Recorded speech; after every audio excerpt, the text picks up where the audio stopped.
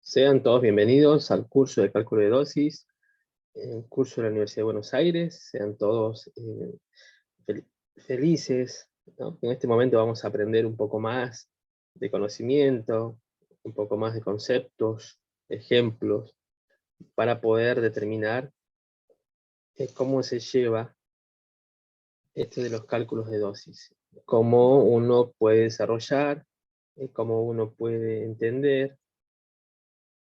Indudablemente van a existir siempre muchas formas y tipos, pero aprendiendo una base, aprendiendo un inicio, va a ser mucho más fácil desarrollar este campo, ¿no? Es un campo muy amplio, de mucha información, muchos libros, mucha teoría, que nosotros, como futuros profesionales de la salud, vamos a tener que desarrollar y practicar para que esto sea cada día mejor.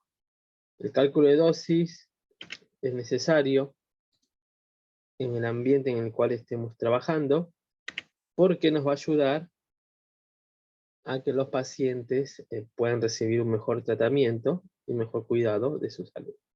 ¿No? La preparación, en lo que respecta al cálculo de dosis, requiere de un cálculo exacto, o un cálculo que pueda hacer aquello que el paciente requiera.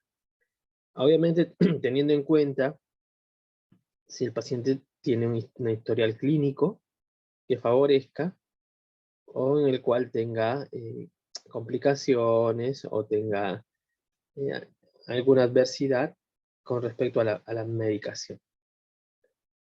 Pero es bueno saber también si el paciente llega a tener o tiene alguna alergia al mismo. Cosas que, bueno, eso se irán determinando en la entrevista o la valoración del mismo.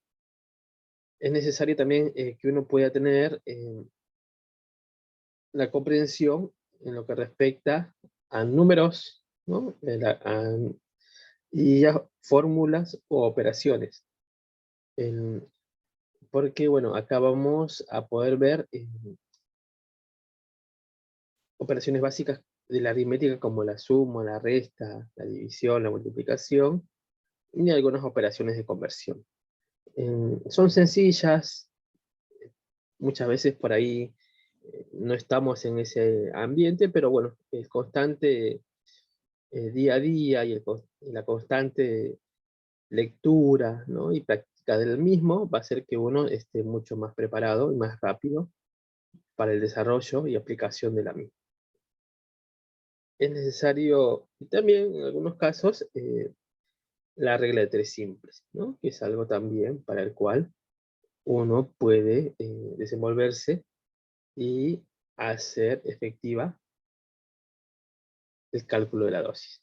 Seguramente hay otras opciones y aparecerán muchas más. Bueno, de hecho hoy en día existen también, con el uso del celular, aplicaciones, apps, que al completar algunos datos, uno también puede rápidamente determinar las dosis. Cuando hablamos de cálculo de dosis, es necesario poder tener en cuenta algunos conceptos básicos que están y que los hacemos muchas veces rutinariamente, ¿no? Un concepto de cálculo de dosis, por ejemplo, la dosis indicada es aquella la cual el médico va a indicar necesaria para el paciente. Es aquella dosis que el paciente debe recibir, ¿no? La dosis indicada. Cuando hablamos de dosis disponible, si bien el médico indica una cierta medicación, la dosis disponible es aquella que está habitualmente en un stock en farmacia, ¿no? Es aquella que farmacia va a disponer para enviar al office, ¿no? De enfermería, para que se pueda preparar la medicación. Después vamos a dar más ejemplos de esto. El volumen es la forma o la cantidad en la cual está disponible esa medicación, ¿no? Si son ampollas, frascos, tabletas, en el volumen de mililitros, miligramos, centímetros cúbicos. ¿Cómo viene esa medicación? Y la cantidad a administrar nos está haciendo referencia en lo que va a recibir el paciente, ¿no? Porque, bueno, a veces se le indica una medicación al paciente y en farmacia no tienen en esa cantidad, pero tienen otra cantidad mayor o menor. Entonces habrá que hacer una pequeña operación para que el paciente reciba esa dosis indicada.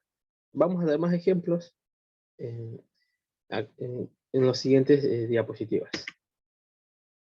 También hay que tener estos conceptos, hay que tenerlos vistos, ¿no? Y entenderlos también cuando hablamos de soluto y solvente. En lo que respecta a solvente, es todo aquello que le va a dar una dilución al soluto, ¿no? Son soluciones importantes que dicen que va a haber o va a existir en mayor proporción dentro de la dilución. El soluto, en cambio, es el principio activo y se puede encontrar en menor proporción dentro de la solución, ¿no? Por ejemplo, acá nos muestra una solución acuosa de cloruro de sodio y el agua sería el solvente y la sal sería el soluto, ¿no? Una cosa es el soluto, el producto, y otra cosa es el solvente. Se va a ver también mucho de esto y es necesario poder también determinar estos conceptos porque se van a usar mucho y no van a ser lo mismo, pero es necesario para poder hacer la dilución y la correcta dosificación de la dosis. También, excipiente. Es una materia que se añade a los principios activos para servirles de vehículo. Claro, el excipiente sería algo así como el solvente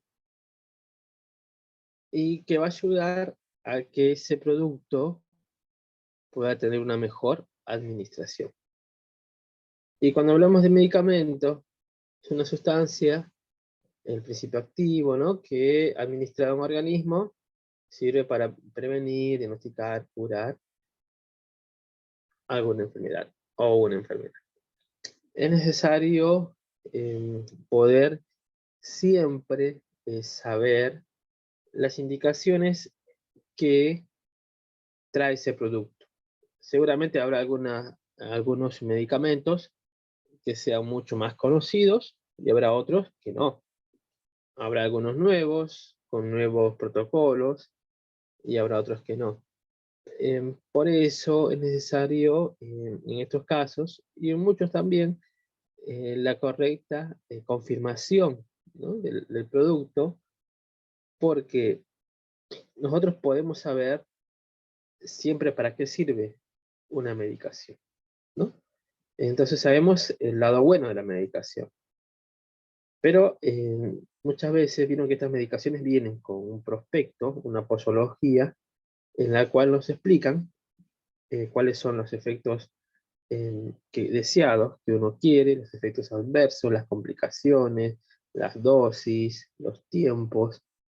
Entonces, no es solamente tampoco administrar una medicación, sino también poder tener en cuenta las complicaciones que se puedan llegar a tener de la misma. Cuando hablamos de placebo, nos dice que es cualquier sustancia no activa que se administra como sustituto de una medicación. Bueno, el placebo también es una palabra escuchada en los sanatorios, hospitales o nosocomios, cuando se quiere hacer como creer que recibís algo y en realidad no lo es, ¿no? El placebo es simplemente para tapar o cubrir algo, y que muy bien nos dice ahí, es una sustancia que no activa nada. Tranquilamente puede ser suero fisiológico. Siguiente, cuando hablamos de componentes de las indicaciones médicas, antes de poder hacer el cálculo de dosis, es necesario, ¿sí?, tener en cuenta la indicación médica, ¿sí? El médico va a indicar, el médico va a escribir qué es lo que necesita el paciente. Ahora, tengan en cuenta que pueden existir errores, pueden existir faltas, ¿no?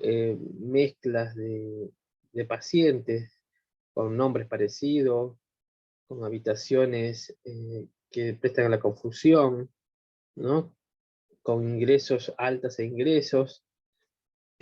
Por eso, siempre es necesario y se indica, ¿no? que todas las indicaciones sean, digamos, corroboradas, ¿no? Por el tema de que no haya o no exista complicaciones en la misma. Es necesario poder saber que tiene que estar los apellidos y los nombres del paciente, ¿sí? Para poder eh, objetivizar mejor la indicación. Fecha y hora en la que se redacta la indicación. Si bien existen muchos lugares en los cuales se encuentra digitalizado, ¿no? Las indicaciones médicas, aún también hay otros lugares en los cuales se sigue haciendo de la manera tradicional, ¿no? Un papel impreso, la indicación médica. Por eso es necesario también, ¿no? Nos indica que exista al lado de la indicación médica, se pueda colocar la fecha y la hora en la que se redactó esa indicación. ¿Por qué? Porque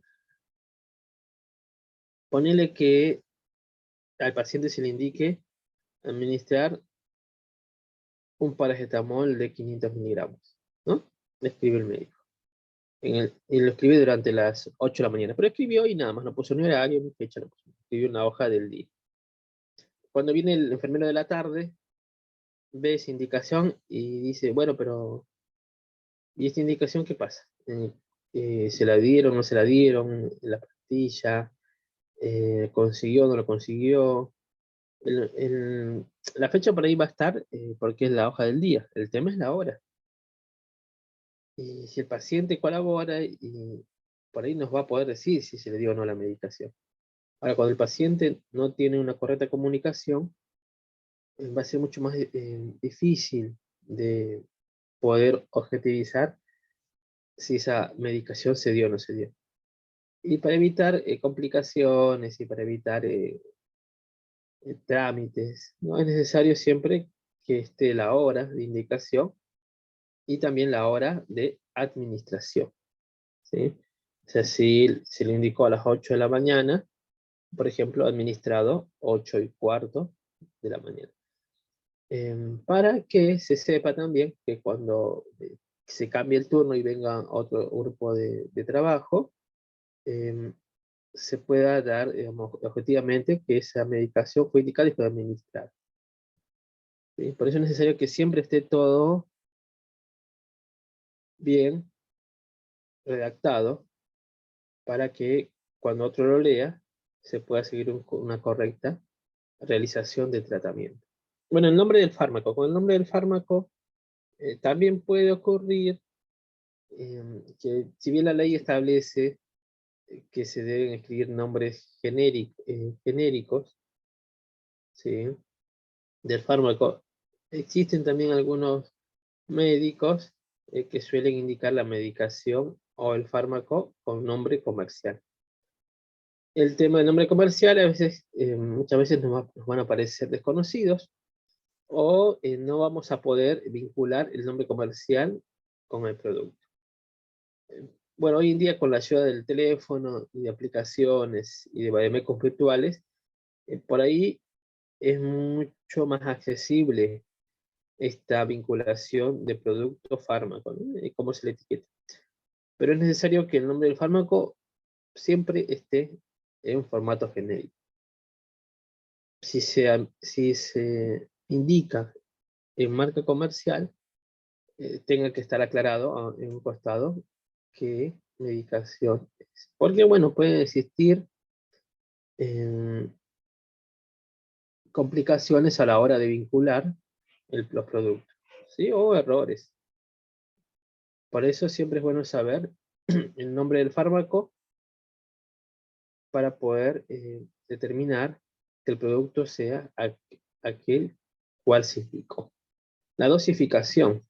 Obviamente que muchos productos vienen en distintas formas, ¿no?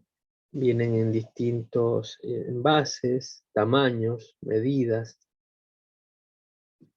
Si bien uno sabe el nombre del fármaco, también es necesario saber la dosis, tanto la dosis indicada como la dosis a administrar. Por ejemplo, se le indica al paciente 10 mililitros de un jarabe llamado láctulo, ¿sí? Ahora, pero farmacia envía, no te envía una jeringa con 10 mililitros, te envía un frasco con 100 mililitros de jarabe láctulo. Entonces, es necesario saber siempre cómo viene, ¿no?, el envase, la dosis estándar, para después poder dosificarla en dosis indicada. Las vías de administración. Cuando hablamos de vías de administración, se está haciendo referencia a cómo se debe realizar la misma hacia el organismo, ¿no? Existen distintas formas, distintos medios, que pueden ser vía oral, ¿no?, vía intravenosa, intradérmica, tópica, ¿no?, nasal, rectal. Existen muchas vías de administración. Obviamente que, si bien el médico va a indicar, también es necesario que nosotros podamos leer en la etiqueta del fármaco qué recomendación de administración tiene. Porque muchas ampollas de medicación tienen el doble tipo de administración o una. Por ejemplo, las ampollas pueden ser intramuscular e intravenosa, o solamente intramuscular, o solamente intravenosa. Por eso es necesario poder leer en la etiqueta del fármaco, ¿no?, tanto la dosis, la dilución, y ver si está indicado o en qué forma se puede administrar. Porque puede pasar que haya equivocación, ¿no?, que haya traspapelación. Entonces, por ahí uno se deja llevar, ¿no?, o se deja seguir por el sentido común. Por ejemplo, que ve una cápsula, ¿sí?, ve una cápsula, y dice, bueno, una cápsula es sentido común, un vaso de agua y me la tomo, ¿no? Sería lo más, sí, bueno, para esto se hace así, como una cápsula. Pero sepan también que existen cápsulas que se colocan dentro de un dispositivo, ¿sí? Y ese dispositivo, a través de un botoncito, nos sirve, por ejemplo, para las vías respiratorias, ¿no? En el caso de pacientes con complicaciones respiratorias, y que suele haber marcas, por ejemplo, la Spiriva, que vienen en esa presentación. Pues sí, bueno, pero era una cápsula, pero en realidad no era para tomar, sino era para colocar dentro de un aparatito que hacía que al presionar el botón, esa cápsula largue la medicación y el paciente pueda respirar, ¿no?, inhalar ese producto para su tratamiento. Y en ese caso no hacía falta que se la tome, porque la indicación, si bien venía en cápsula, si el producto venía en cápsula, no era para tomar, era para aplicar a través del dispositivo. O ahí existen casos también en que la medicación o la presentación esté en modo sublingual, ¿sí?, o sea que va debajo de la lengua, pero como uno ve una pastilla, ¿qué piensa? La pastilla no, agarro por y me la tomo. Entonces por eso es bueno leer, ¿no?, y poder determinar los conceptos, eh, porque, bueno, si bien como les digo, hay medicaciones que son sublinguales, ¿no?, y vienen en forma de pastilla y comprimido, no todo tampoco es para tomar. O sea, no es porque una pastilla me la tomo. Es necesario poder buscar. Hoy en día, con la ayuda del internet y las apps, y vademecums virtuales, es necesario poder saber los distintos tipos de presentaciones, o de los que se usan, las medicaciones. Igualmente, también tener a mano, o tener en cuenta al compañero, ¿no? al colega, que está a nuestro lado para consultarle, o al médico, para poder hacer una correcta administración de la medicación. O al paciente. En algunos casos va a haber pacientes crónicos, ¿no? O pasando por procesos de tratamiento, que ellos ya lo tienen mucho más adaptado, ¿no? El tema esto de las medicaciones.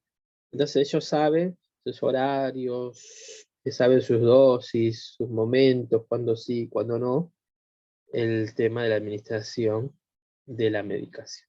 Por ejemplo, en pacientes diabéticos, ¿no? Hay pacientes que ante tal valor, si es mayor, ellos saben cuánta dosis de insulina se le va a aplicar, por ejemplo. No porque no exista nada en el hospital suelen haber estándares de insulina, pero hay pacientes que por ahí con más o menos les hace efecto. Ahora, la frecuencia de la administración va a ser dada por la indicación, ¿no? Si es cada 6, cada 12, cada 8, cada 24, eso en medida en la que el paciente lo necesite, ¿no? Siempre y cuando, y también teniendo en cuenta el tema de las dosis máximas por día que se le debe administrar a cada paciente. No es que porque me hace bien el ketorolac, bueno, entonces me la aplico cada, no sé, cada 2 horas. ¿Entiendes? O me la puedo aplicar cada 4 horas. No. Si bien se va a redactar una frecuencia de administración, es necesario también poder saber cuál es la dosis máxima indicada, recomendada por el fabricante del producto. Y todo tiene un límite. No es que porque me hace bien, le mando nomás toda la medicación que pueda. Y bueno, de última, investigar, ¿no? Buscar, preguntar al colega, al supervisor o al médico, ¿no? Para poder estar uno más seguro con el tema de la medicación. Y bueno, para terminar, en los conceptos o tips de una indicación médica, es necesario también que esté el sello y la firma médica. Porque bueno, eso nos avala legalmente a que fue indicado por el médico, ¿no? Porque si no, pues sí, bueno, le dieron una medicación al paciente, pero no estaba indicada, ni escrita, ni sellada. Salvo emergencias, ¿no? Emergencias en las que peligre la vida del paciente, que las indicaciones van a ser verbales. Pero son en momentos de mucha emergencia, en las cuales, bueno, se va a utilizar seguramente el carro de paro para que se indique y se realice y se dosifique al paciente la medicación. Bueno, ahí después del momento de emergencia se hará el correspondiente uso de la redacción del medicamento. Pero si hay un momento en el cual no hay emergencias, no hay urgencias, es necesario que esto esté plenamente redactado y siguiendo las indicaciones, ¿no? que nos pide para este caso. Puede ser, como les decía, puede ser que existan alteraciones, sí. Puede ser que ya el médico haya hecho las indicaciones para el día en una hoja impresa y que durante el transcurso haya cambios, también puede ser. Que se suspenda algún medicamento, que se agregue, que se quite, que se aumente, que se disminuya, que la dosis sea mayor, que la dosis sea menor. Todo puede ser. Pero por eso es necesario tener una base, y a partir de esa base poder reflexionar y determinar qué va a ser lo mejor para el paciente, porque también tengan en cuenta que toda esta información es un estándar, y el paciente no es estándar. Sabemos que todos los pacientes son distintos, todos los pacientes son diferentes uno al otro, entonces también va a haber que poder tener en cuenta aplicar esto a la medida que el paciente lo necesite. Bueno, por ejemplo, ¿no? Acá tenemos nombre del paciente, tenemos la fecha de indicación y el horario, porque eso también es necesario poder tener que estar presente, ¿no? Que el horario tiene que estar. Y el horario tanto de indicación y también el horario de administración. Bueno, acá les da un ejemplo de la medicación que puede estar en nombre comercial, pero es necesario que también esté en nombre genérico. La dosis, los 500 miligramos, la vía, ¿no? En este caso vía oral, cada 6 horas, y firma, y el sello y la firma del médico. Obviamente que existen distintos tipos, ¿no? de indicaciones, pero bueno, estos tipos de indicaciones, seguramente en estos casos, en este caso la primera indicación, son interpretables, posiblemente para un paciente crónico, como decía el Spiriva o el Seretide, que son inhalatorias, en el caso de la cápsula, ¿no? No porque una cápsula se la tiene que tomar. En este caso, se inhalan a partir de que esa cápsula va insertada en un dispositivo.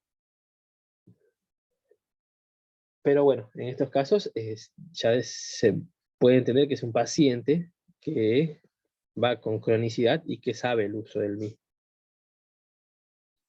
En este segundo caso, se explica, como ven, un poco más en detalle para que pueda ser también administrado al paciente, ¿no? Es necesario que siempre uno pueda estar seguro del uso o preguntar para que lo que se realiza pueda ser objetivo. Bueno, con lo que respecta a horarios de medicaciones, acá tenemos algunos ejemplos estándares en muchos hospitales, muchos lugares, y que van a ver si es cada 2, cada 4, cada 6, cada 8, 12 o 24 horas. Y también suele haber indicaciones que te dicen, por ejemplo, en caso de dolor, dar 2 mililitros de tal medicación, dar 3 mililitros, o sea, por fuera de lo programable. ¿Sí? Que esto también muchos médicos lo utilizan porque en caso haya alguna alteración de la normalidad horaria, se puede administrar otra medicación de refuerzo hacia el paciente. Porque, bueno, vieron que todos los pacientes no son iguales, todos los pacientes no les hace igual la medicación. Por ahí uno necesitará ketorolac, otro tramadol, otro diclofenac. Como les digo, cada paciente se conoce a sí mismo, y en caso no se conociera, uno va a poder ir viendo cómo las medicaciones le van haciendo efecto. Los tiempos, ¿no? Los efectos deseados, los efectos adversos, y sobre todo, como les digo, saber las contraindicaciones que tiene cada medicación.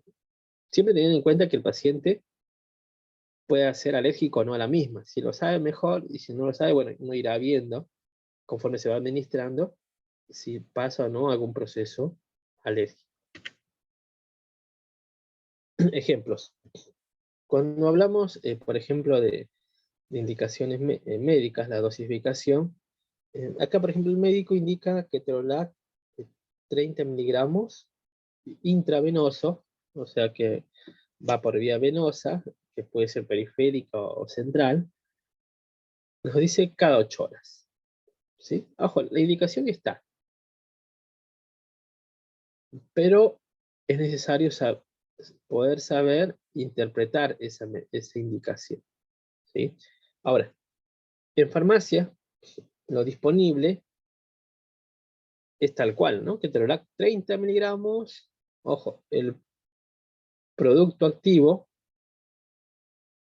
sobre la forma, ¿no? En 2 mililitros, que en este caso es el excipiente o el solvente. Entonces está, la indicación está hecha y lo disponible en farmacia también está disponible. Entonces, en este ejemplo se nos pide 30 miligramos de ketorolac, ¿sí? Ahora, el volumen del frasco del ketorolac es 2 mililitros. Si ustedes ven en la imagen hacia su derecha, van a ver que la presentación muchas veces de la ampolla puede ser variable, ¿no? Porque bueno, puede pasar que uno esté acostumbrado a ver la presentación de la medicación de una manera, ¿no? Por ejemplo, transparente, y de repente cambia el proveedor y la presentación viene de otra manera. Bueno, aquella etiqueta azul o etiqueta negra con bordó. Entonces muchas veces no hay que dejarse llevar o no acostumbrarse simplemente a ver un producto de la misma manera, sino poder verlo o poder saber que existen distintos tipos de presentaciones. Y como les digo, siempre leer la etiqueta, porque nos va a mostrar el nombre del medicamento y la solución. La solución activa en soluto y en solvente, ¿no? Si, por ejemplo, acá si ven en la ampolla del medio, la etiqueta azul, nos dice 30 miligramos en 1 mililitro. O sea, la dilución no está en 1 mililitro de solvente, de excipiente. Pero el producto activo sigue siendo 30 miligramos. Igualmente con indicación médica. Lo que la indicación médica te pide es 30 miligramos. Va a variar si la forma, el excipiente, que el médico no, igualmente el médico indicó 30 miligramos. Es indistinto el porcentaje de dilución de solvente, pero cumple con lo indicado. Entonces, la dosis disponible que hay en farmacia es esta, ketorolac 30 miligramos. Ahora, la dosis indicada es 30 miligramos. Sí puede variar, como les había dicho, la dilución, puede variar el excipiente, ¿no? Si 2 miligramos, 1 miligramo como etiqueta azul, pero se mantiene estándar el producto activo, ¿no? La cantidad de la medicación que uno tiene que administrar. Ahora, al ser ampolla, como les digo, también hay que fijarse si es intravenosa, intramuscular, cómo tiene que ser aplicado esa medicación. Entonces, también tener en cuenta que el medicamento, si se va a administrar una ampollita, ¿no?, de ketorolac, pero esa ampollita de ketorolac, para una correcta administración en el paciente, tiene que estar diluida, ¿no?, diluida en una solución. Siempre se recomienda una solución de 100 mililitros para que ésta pueda infundir en un tiempo adecuado. La recomendación estándar suelen ser de 30 minutos para una correcta administración. O sea, la dilución de la ampolla, eh, según indicación, muchas veces no se recomienda una administración de la ampolla directamente al paciente, salvo alguna emergencia o salvo alguna necesidad imperiosa, porque puede llegar a lesionar las venas. Es necesario siempre que las medicaciones endovenosas o intravenosas puedan ser reconstituidas y después diluidas, ¿no?, en una solución fisiológica y en un tiempo adecuado para poder ver también en el paciente el tema también de las alergias, ¿no? Porque por ahí si el paciente no es alérgico no va a pasar nada. Ahora, si es alérgico, uno se va a poder ir dando cuenta a los minutos que se va aplicando la medicación. Entonces, si el paciente llega a ser alérgico, uno detiene, ¿no? Detiene la administración de la medicación y procederá con la aplicación de algún antialérgico. Otro ejemplo, también puede ser el de la ampicilina o antibiótico, ¿no? Ampicilina sulbactam. Acá la indicación médica son 3 miligramos, IV intravenoso cada 12 horas. Ahora, la dosis disponible en farmacia suele ser de 1.5 gramos, ¿no? Entonces, fíjense que pero la indicación nos pide 3. Entonces, ¿cuánto va a enviar farmacia? Acá en la imagen, a la derecha, pueden ver el producto, ¿no? 1.5 gramos, y nos dice que en farmacia existe esa cantidad. Entonces, por lo tanto, farmacia nos tendría que enviar 2 frascos, ¿no? 2 ampollas de ampicilina sulbactam 1.5 gramos. En este caso, acá contiene el soluto, ¿no? El polvillo, que contiene producto activo. Eso va a tener que ser reconstituido y diluido en otro producto para su administración. Entonces es la dosis indicada 3 gramos de ampicilina sulbactam. Ahora, la dosis disponible es 1.5, entonces farmacia nos tiene que enviar 2 ampollas para cumplir con la indicación que son 3 gramos. 1.5 más 1.5 nos dan 3 gramos de ampicilina sulbactam. Eso reconstituido se cargará en una jeringa de 10, ¿no? Se la va a reconstituir con suero fisiológico y se va a proceder, una vez hecha la reconstitución, la dilución en 100 mililitros y también el tiempo de infundir. Tengan en cuenta que los tiempos son estándares, que pueden ser más, pueden ser menos, si el paciente siente dolor, no siente dolor, si el paciente tiene muchas medicaciones. Los tiempos son variables, sí, o como les decía en un principio, si el paciente ya recibió alguna vez esa medicación, nos va a poder contar si cuando le pasaban esa medicación no le pasaba nada y nada, o sea, no tenía ninguna reacción a la medicación. Y por ahí no sabe si es alérgico o no. Por eso es necesario determinar un tiempo para que la observación del mismo uno pueda observar si llegase a causar o no la alergia en el paciente o alguna otra alteración, ¿no? Que no sabemos. Y también, bueno, siempre saber o tener en cuenta el tema de que el paciente pueda tener alguna contraindicación del mismo.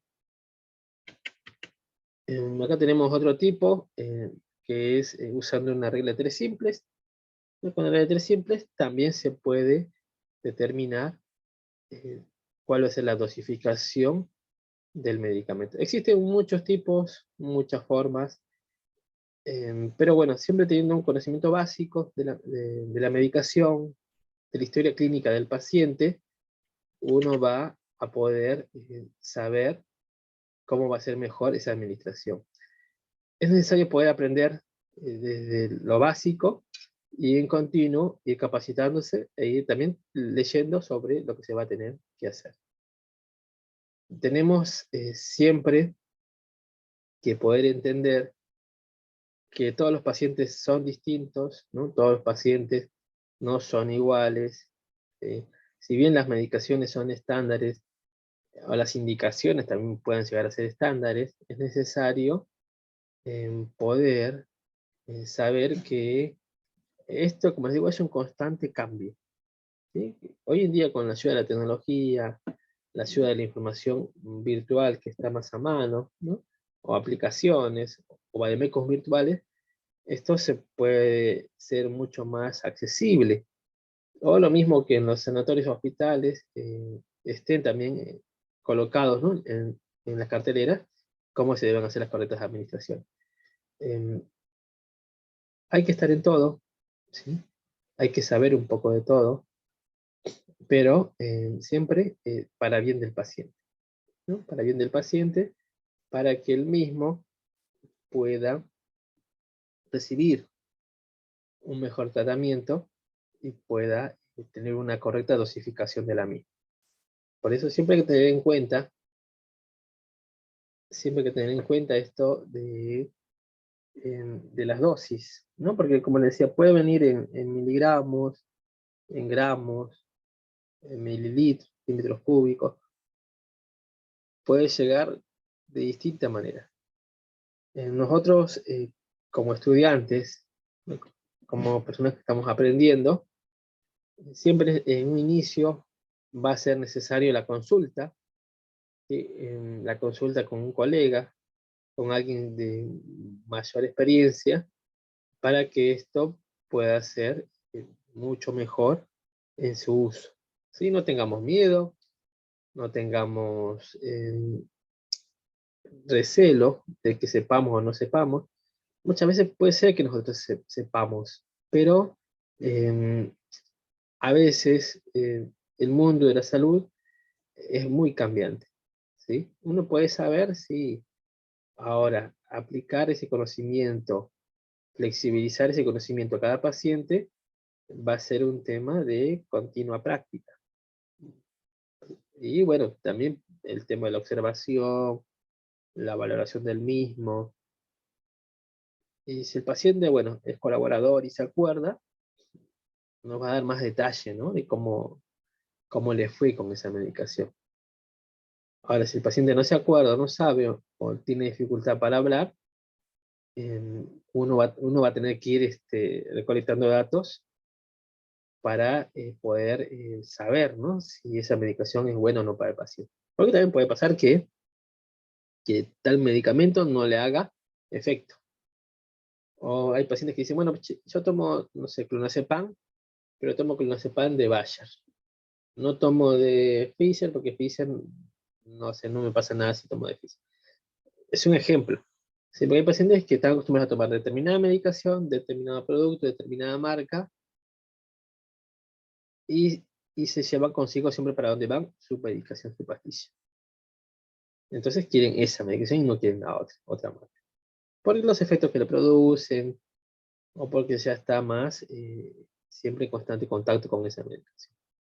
Es necesario, como les digo, preguntar siempre al paciente y después, bueno, poder determinar este tema, ¿no? De la dosificación de la medicación, siempre que sea la adecuada para el paciente. Gracias a todos por estar, gracias a todos por capacitarse y sigan capacitándose y ampliando mucho más con los conceptos de medicación. Saludos a todos.